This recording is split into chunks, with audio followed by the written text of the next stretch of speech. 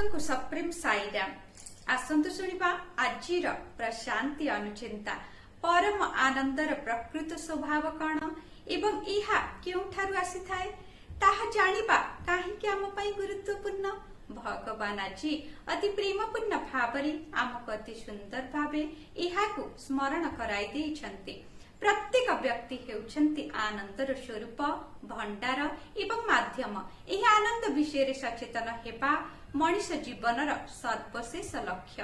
किंतु मनीष सर्वोच्च आनंद को भूली जाई तार इंद्रिय गुड़िक माध्यम विभिन्न वस्तु गुड़िकरु निम्न धरणर भौतिक आनंद पाइबार कामना करुछि।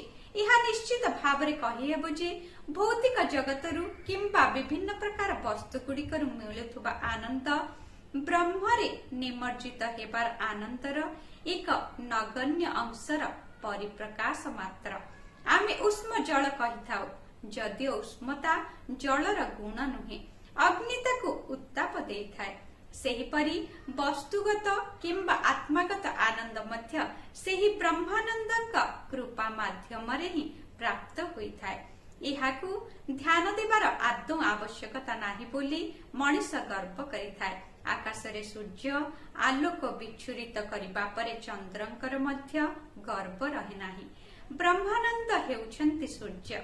एहार अर्थ नुहे जे जणे नक्षत्र गुड़िकर आलोक ओ चंद्र आलोक किंबा विष आनंद ओ विद्या आनंद को अणदेखा करि पाउछि। सेगुड़िक हेउछि विभिन्न सोपान स्थिति एवं दृष्टांत।